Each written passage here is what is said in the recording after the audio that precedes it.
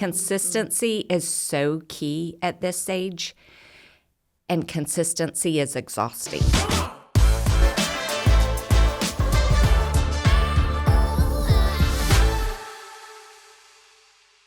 Hey everybody, welcome back to the Help Me Parent podcast. Wow, haven't said that in a while, so that felt good. My name is Kylie. I am your host, and with me as always is Dr. Ellen Moore. Hello. Good morning. Good morning, across from the table. Yeah, I know. Just a little closer. So we're back in the studio today. We are sitting down with Erica Boyd and Maya Thompson. Good morning. Good morning. Good How morning. are y'all doing? Good. Very good. Cold weather is officially here. Mm-hmm. I think we're all very excited. Yes, cold and rainy. Cold as and rainy. As it should be. As it should be.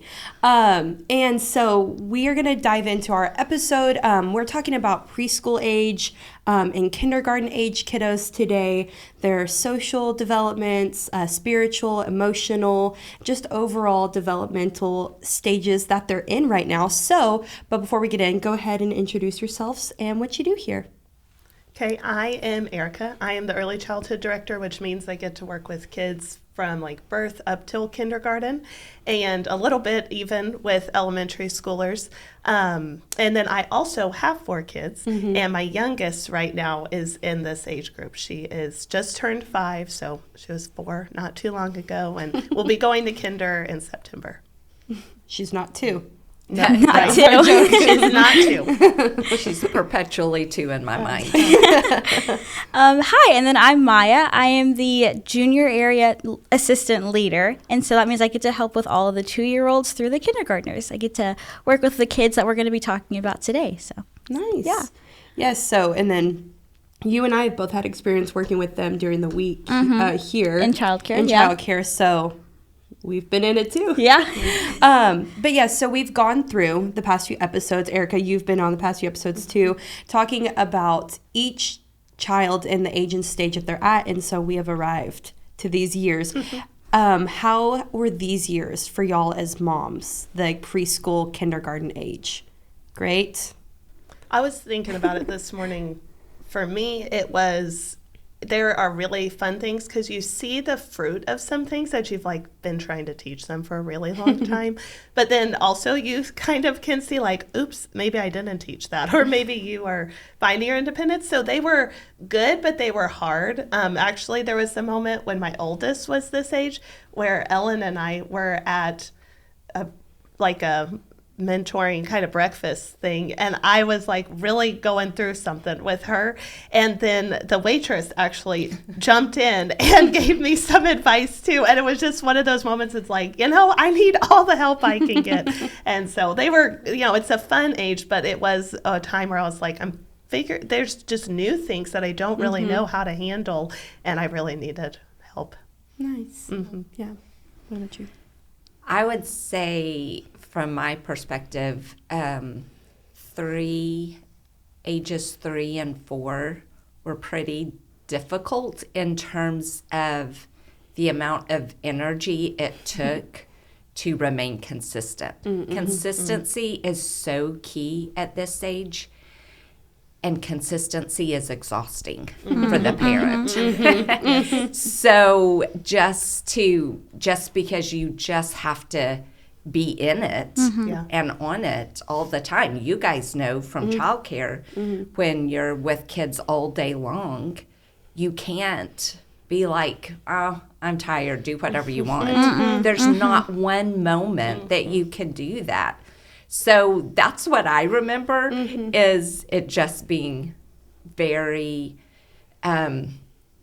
draining, really, physically, emotionally, mentally, just a constant engagement. Kindergarten, you begin to see, like Erica was saying, I think kindergarten, you begin to see kind of the fruit.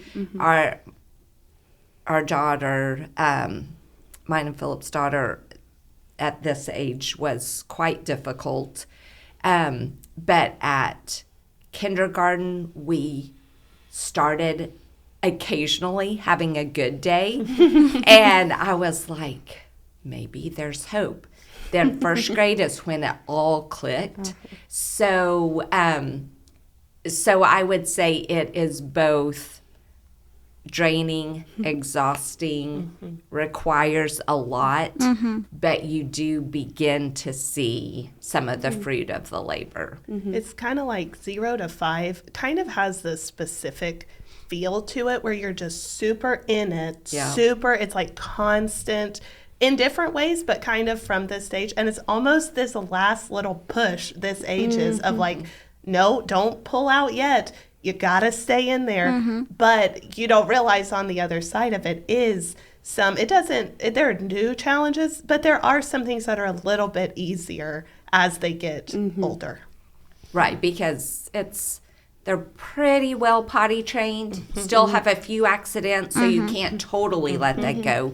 They can begin to sort of put their own clothes on, put their own pajamas on, sort of brush their own teeth, sort of wash themselves in the bath, but you're not totally like, go take a bath. Right. You know? Yes. So it's a transition time for sure. Yeah, and even you and I were talking like the past few months about like the 4-year-old stage. Like they are still learning what it does mean to sit down and listen and do an activity because you've been asked to do the activity. Right. And so it's still that learning stage. And it's like you think, oh, they've been learning that at 2 and 3 years old. It's like, no, they're still learning it and trying to apply it. You can't just assume they're experts. Yeah. Exactly. At it. Yes, they are not experts yet. At anything. We have that even, we just were talking about it in church service times, because in the junior auditorium we have where they all stand up for worship. And one of the little guys, he's like running, and he's very new to being in there. He's only 4 years old. And Maya and I were talking, I was like, does he know that he's supposed to be copying what they're doing on stage? Or is he thinking, well, they're jumping around, I'm jumping around. And I'm doing it my way. Right, but I'm thinking I'm doing the right thing. I was like, we have to, like, a lot of these kids, they're not meaning to do it wrong. They just don't know. And we can't think, oh, you're picking it up. Like, no. We have to teach them everything. Yeah, I was telling Erica about another little girl. It was her first day in service, and so she was just jumping around in a circle during worship. So I was like, hey, I know you're dancing, but we have to practice copying what they're doing on stage. And you could see the aha moment in her eyes. She was like, oh, that's why they're dancing. I'm like, yeah, they're showing you how to worship. And so she started doing it, and she did great. So, yeah. And I think that's true. That's a great example for, like public settings, where they're getting ready to go to school, where they're going to have a little bit more structured time, all of that. But even on the parenting side for character traits, again, we can think, oh, well, they know they're supposed to be kind. They know what kindness looks like. They know they're not supposed to hit. They're supposed to be gentle. They know what that looks like. They know what it looks like to care for somebody. But I remember this moment with our son that he didn't. Megan was crying. I think she had fallen on the stairs or something, and Josh was just sitting there. And I was like, what is wrong with you? Why are you not helping your sister or asking her if she's okay? And it hit me later. It was like, have you taught him the right response when somebody is hurt or crying? Yeah. And I was like, oh, I guess I have to teach them everything. And so then to say, okay, when someone near you falls down, you hear them crying, you think they're hurt, here's what we do. Yeah. We check on them, we go get help, just talking through all of those things. So it wasn't that he was not compassionate. Maybe it didn't come supernaturally to him. I think there's some certain personalities and all that lend itself to certain character qualities.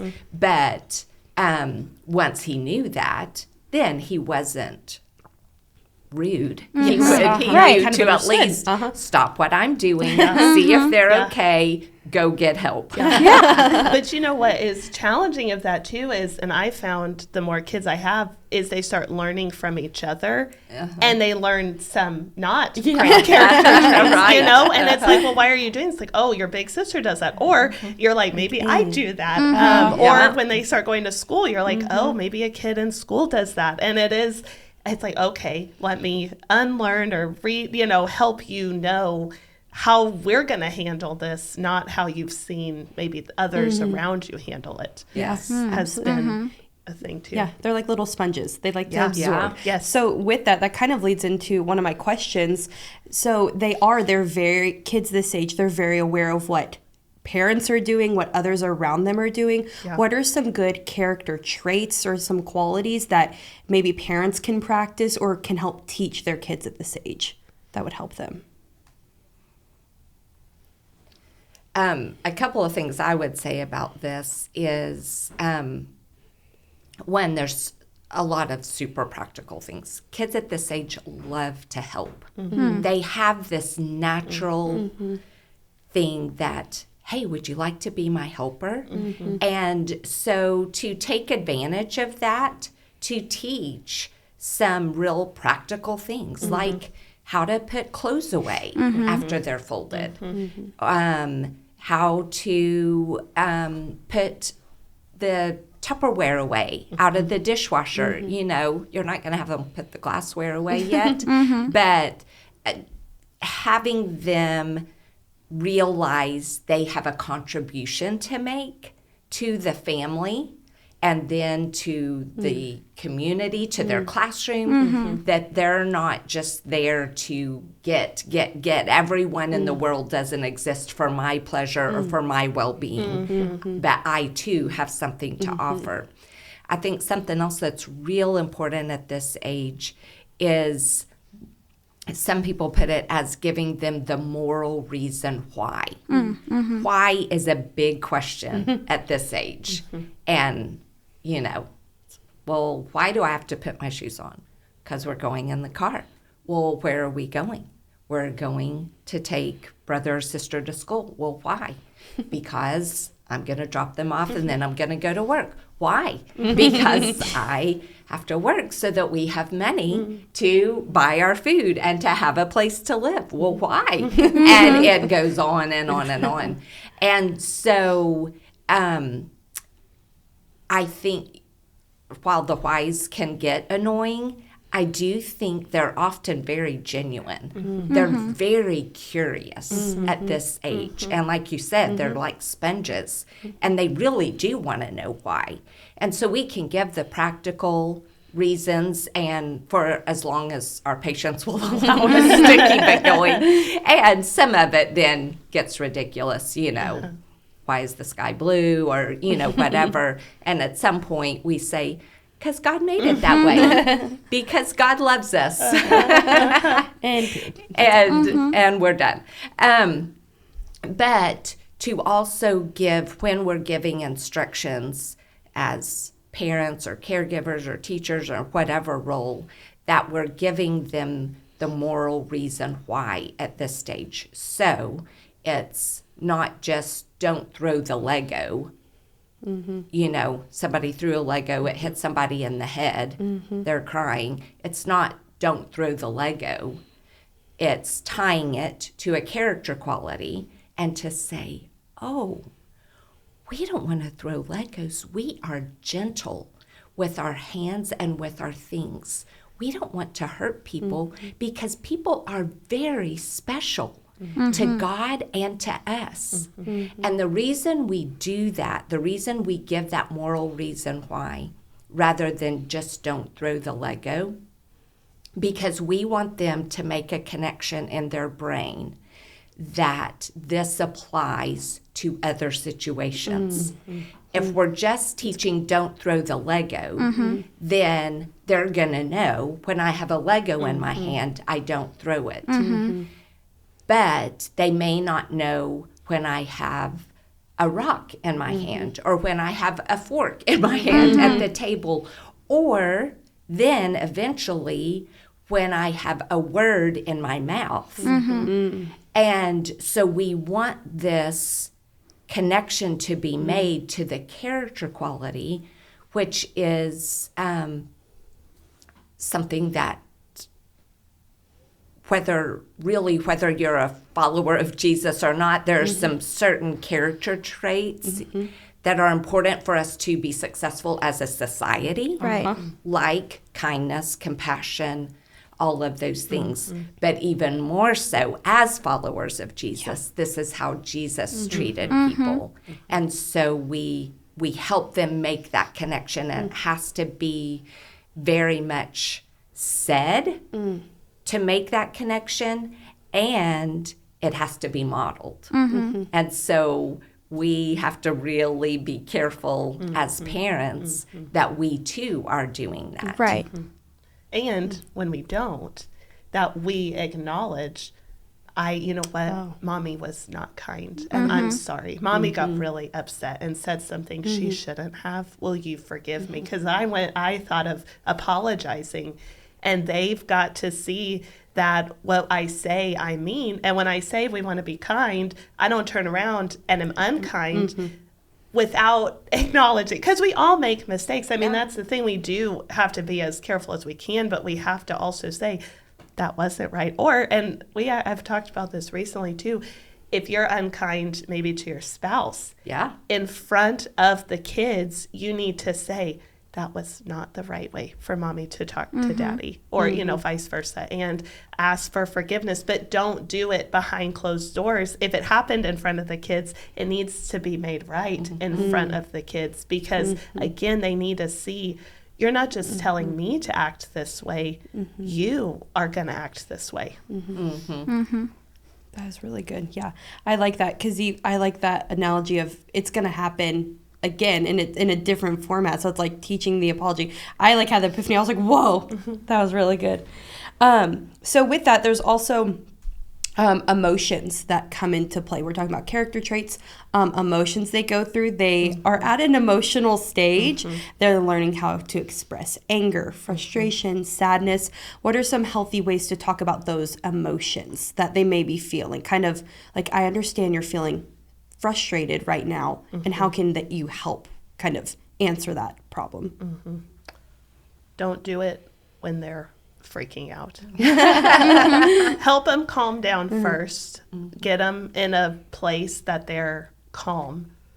And then I think it's a lot of even what you're saying, it's words. You have to talk to them about it. You have to help them put the emotion. What are you feeling? Then what made you feel that way? Okay, you're angry. Are you angry because Mommy said no and we don't get to play with this toy? Are you angry because it's time for us to leave? Are you angry you have to put your shoes? Ask them, help them figure out what is it that made them angry. And then you can talk about, that's okay. It's okay to feel that way. But when we feel that way, we're not allowed to act this way, and help them know some actions they can do when they, one of my favorites is, and it worked with one of mine, is squeezing our hands. It's I know that sometimes you feel angry and it makes you want to hit or act a certain way, throw your body around. That can hurt you, that can hurt others, you're putting those in it. So instead, here's something you can do, is you can squeeze your own hands to help you calm down. Or you can come to Mommy, you can say, I need a squeeze, I need a hug, or kind of give them some ways to calm themselves down in anger, frustration moments, are things that I think are super helpful. And then helping them see the difference between, you can feel a certain way, but it doesn't mean you get to act how you feel in a way that will harm those around you. Yeah. And when you're having that conversation with them, squeeze your hands or something, it's not just a one-time conversation, right? Yeah, no. It's a continual thing. Absolutely. And a patience thing with them. Absolutely. And then it's, the next time, okay, come here, let's help you calm down again. Do you remember what we talked about when we feel angry like this? Okay, what can we do? We can squeeze hands. And there are times, and it was hard for me too, where as that conversation is going, they are going to have to apologize for how they acted and own up to, if you were throwing this big fit and you hit somebody, we're going to have to see through that consequence, because that's a part of learning too. Or even, I've had it where I'm like, you need to apologize for screaming. That hurt all of our ears, helping them again, make it right what they did, but then definitely reinforcing that here is how we can handle this. Yeah. What are some other emotions y'all seen kids this age kind of really deal with? Maybe like here at church when you're not the parents, you're maybe a friend, or kids are over at your house. What other emotions are there? I feel like one I see a lot is like sadness. If something's happening at home, something's happening with parents, and they're like acting in a way that it's kind of out of character for them. And so when you ask them what's going on, they're like, oh, well, when I was at home, I got in trouble for this. And then you're like, hey, you need like a hug, or do you want to sit with me? Do you want to play with me? Do you want me to just talk to you? And they'll tell you what they need. And you're able to kind of help them get through it and work through it. So, yeah, that's good. It is. The emotional side of things, I think, is super tricky. I think it's tricky for us as adults, at navigating emotions. So I think it is helpful at this age. The younger ages, I think we're dealing with like happy, sad, mad. Real basic, kind of generalizations. As they get older, we're giving them some different words. That, okay, is that anger, or is it frustration? Is it sadness, or is it disappointment? Is it, are you upset with somebody else or upset with yourself? And so putting some more language, giving them some more vocabulary to describe those emotions that they're having, but also to help them, kind of what Eric is saying, to understand, though, that emotions aren't in charge. You are still in charge. Because the truth is, nobody can make us angry. Nobody can make us sad. We choose to allow a person or a situation to affect us. And obviously, as littles, and you're trying to navigate this, there are things that lend themselves naturally. Our natural response is the anger or the, whatever, and that shows up as you just start crying and you're trying to figure out what the tears are, So as you're sorting through that, to give them the language to do that, but then to also help them see, just because that happened, that is disappointing, or it's sad, or it's frustrating. You don't have to respond like you responded. That was a choice you made.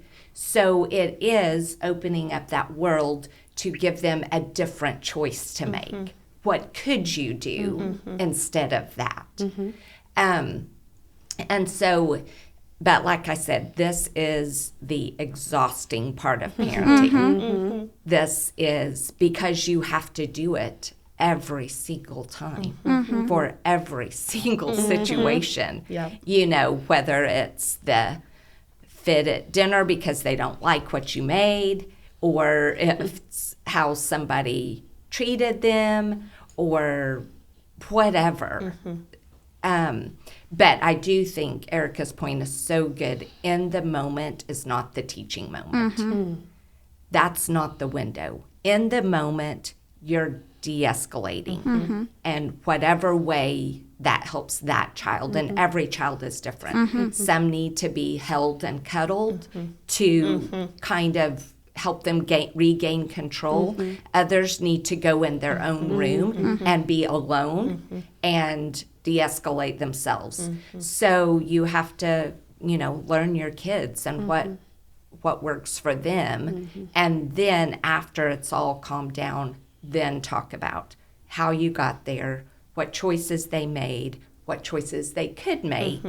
And then as parents, because we know our kids, when you see a situation that is kind of building and it's like, okay, this could go either way. It's so good when we as parents can set our kids up for success. And we give them these little reminders in the middle before they get to Too far. level 10. When we can see level 2, 3, are you okay? Or are you going to be able to manage this? Goes to level 4, 5. It's like, okay, let me step in. Hey, I think you might be getting frustrated. Trying to tie their shoe or put their shoes on. Trying to play with a toy that's not working. And it's like, hey, before you get upset, what do we do? What can we do when we're frustrated? I could ask for help. Yes, this would be a great time to ask for help. And you give them these little cues along the way instead of just handling it after the bomb's gone off. Help them along the way. This is a great reason to do, somebody told us this when our kids were little, to give a 5-minute warning, a 5-minute heads up when things are about to change, like they're watching a show and then it's going to be bath time, or they're playing and then we've got to get ready to get in the car to go somewhere. When we're just, if you think about it from a kid's perspective, sometimes we're causing these reactions because of how we're treating them. If I am as an adult, I'm in the middle of this conversation, somebody walks through the door and pulls me out, I'm going to be like, what is going on? Yeah. What are you doing? Stop. No, I'm not going. And that's in essence, we do that a lot. With kids. They're in the middle of something and we're like, okay, come on, let's go. And they're like, wait, what's going on here?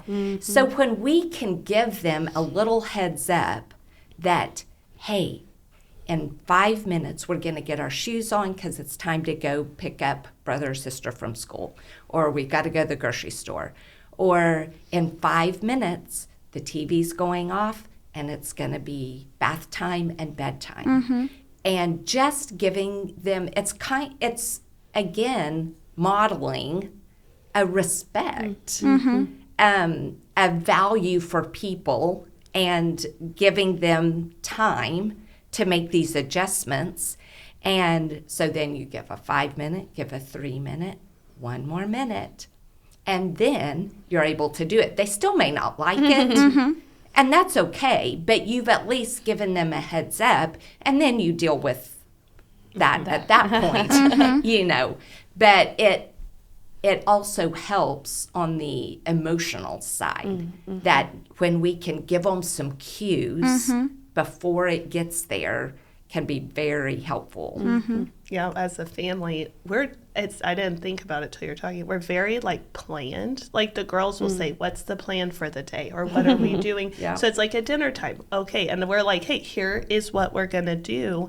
And it is very much like, so that you know, because it's like, you're just like, well, I can do my own thing. It's like, well, actually you can't. It's just kind to let them know. But you know, one thing that came to my mind too is a parenting tip is, when they are frustrated or sad or whatever, help them handle that emotion, but don't solve the issue necessarily. It's like, oh, I don't want to take a bath. Well, we are going to it's not like, well, okay, you threw this fit, we calm down, you don't have to take a bath. Or this person was unkind to me. And, you know, if you're not in charge of the other person, it's like, and you're not their parent, you can't go make that kid be kind. Right. Help them understand that we are going to feel this way and how we act in this way, but it doesn't mean that I'm going to go and just like remove whatever has caused that. Because I can see that, because at this age, a lot of it is kind of in your control. It's like, oh, you're mad because I said we have to, leave. Okay, maybe we stay a little bit longer. And all you're doing is teaching them that, think about that 10 years from now, and they're frustrated about something. They're going to expect that, okay, I go tell somebody and they're just going to fix it for me. And I'm not going to have to deal with the disappointment or the frustration or the loneliness or any of the embarrassment, whatever emotion they're feeling.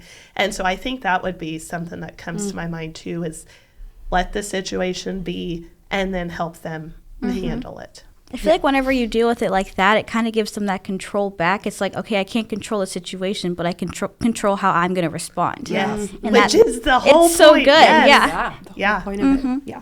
And I like what you said. You can't control. There are other kids in their life. There are other adults in their life. Right. They're going to be at school at one point, out of your view and control for 8 hours, and that they can also get exposed to a lot in a public school setting, private school setting, they come to church, they go to a Mother's Day out. How can you help them, or how can the parent not worry about things they're going to be exposed to? Because I can kind of sense that is a fear of some parents. So what did you walk through these past few years, your girls going to school? What have you seen? Yeah.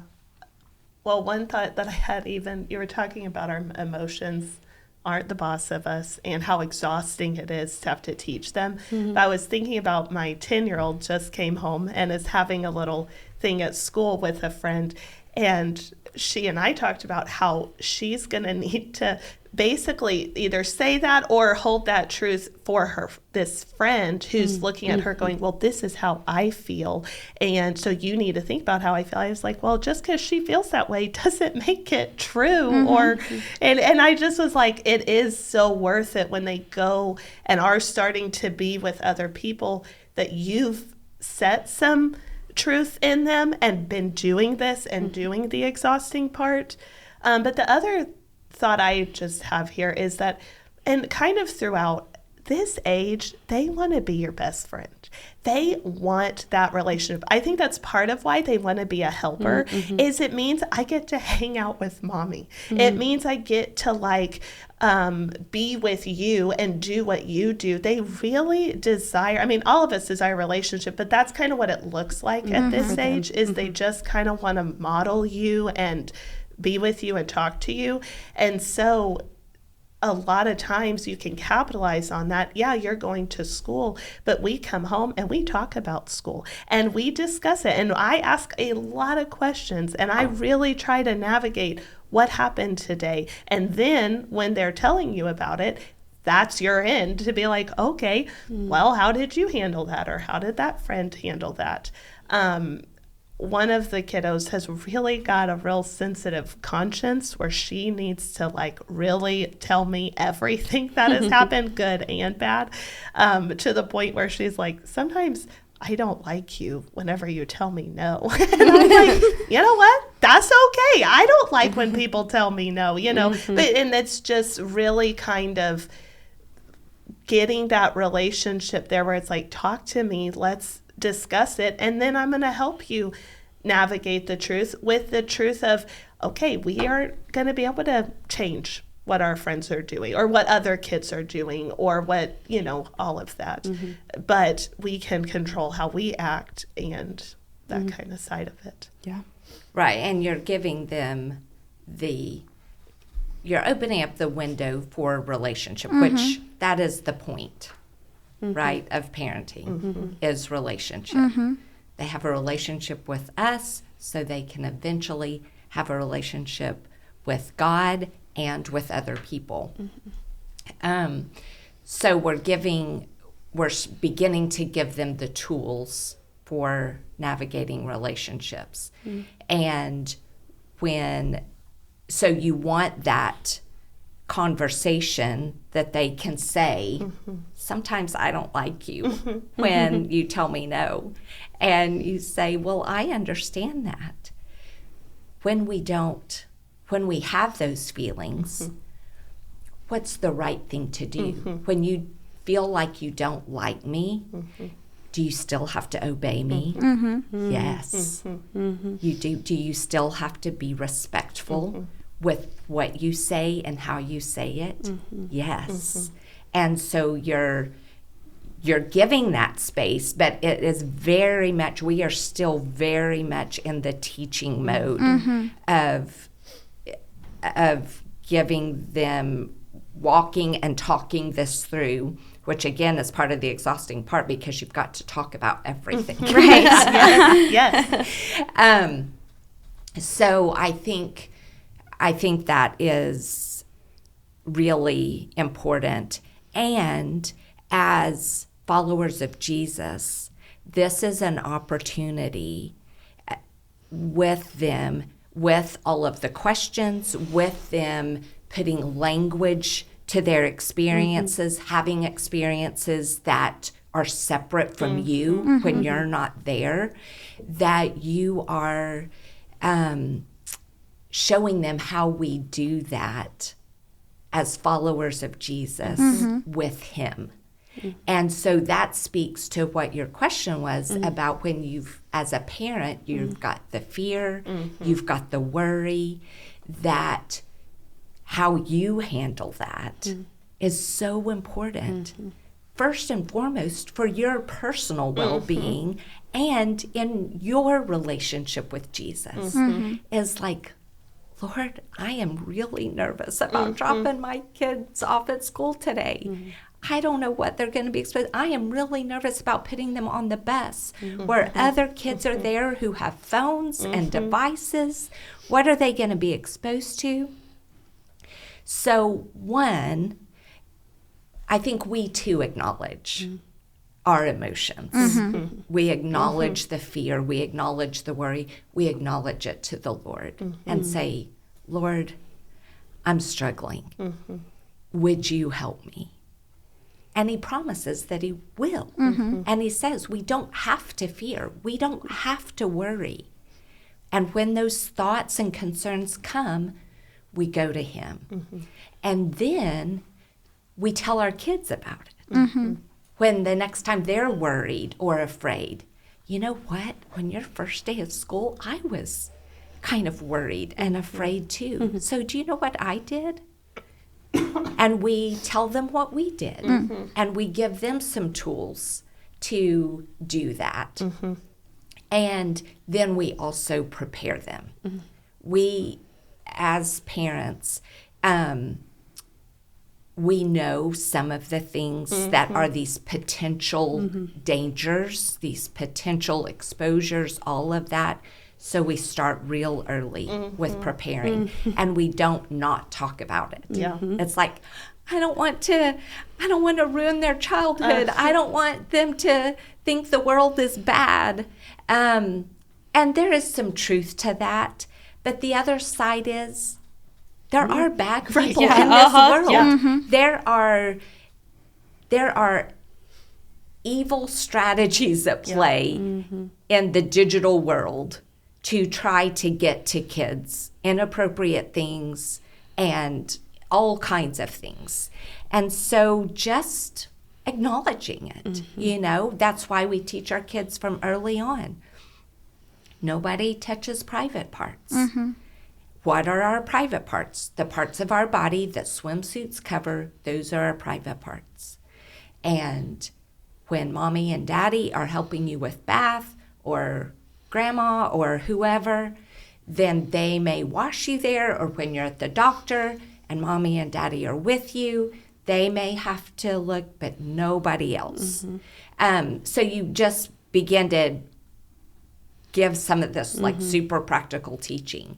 And then on the digital side, we have those conversations earlier than you think about, especially before they go to school, that, hey, somebody might show you something inappropriate on a phone.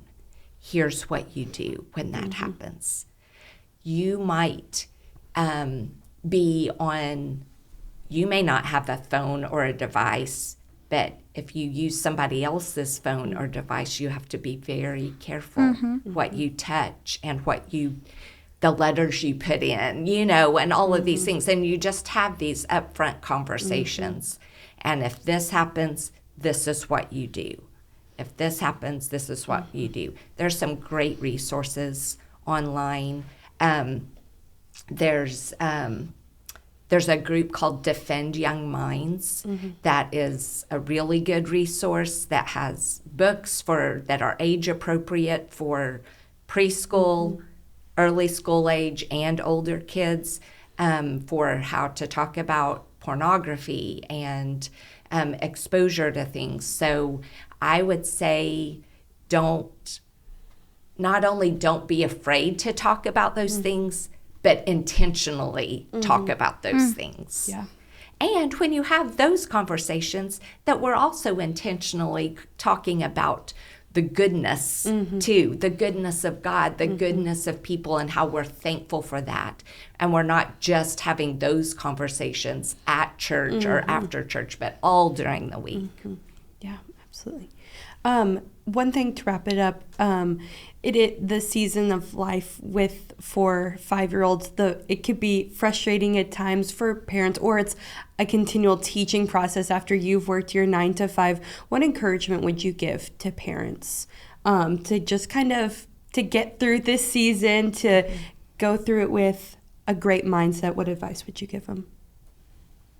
One foot in front of the other. Just keep going, because it's a season. And it will, and just keep going, and it is worth it. It is so, you're going to have that 7, 8-year-old, and you're going to be like, oh my gosh, we did it. There are other things, but man, it is a lot easier, and all that teaching really does pay off. So that is mine and ask the Lord for his help, because I think you get so exhausted you almost forget, I could pray about this. I really could ask God to help me. And if it's 1 minute in the moment you are so frustrated, it's just Lord, help me. Ask him, because he really will, and he will strengthen you to keep going.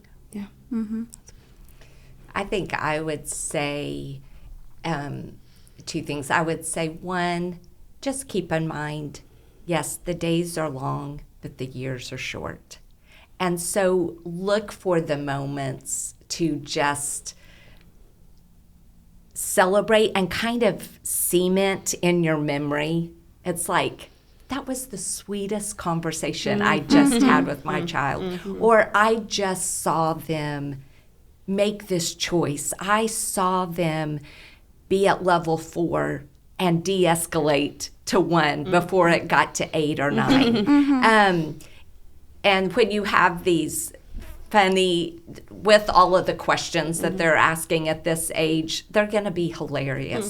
This is the development of the sense of humor, which is just ridiculous sometimes. So I would say to just enjoy it, to look for those moments to just smile and laugh and kind of cement those moments in your mind, more than the difficult ones. And so I think that's my number 1 is just to find the moments to enjoy, and remember, it's a marathon, it's not a sprint. And so you just keep running the race, 1 step at a time. And you run a marathon a lot slower than you run a sprint. Right. Yes.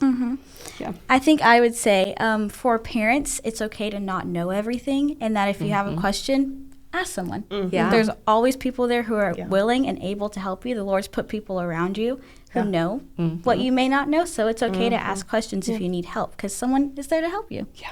That's so true. That's really good. That is true. Well, thank you guys for being on the podcast. It was a great conversation.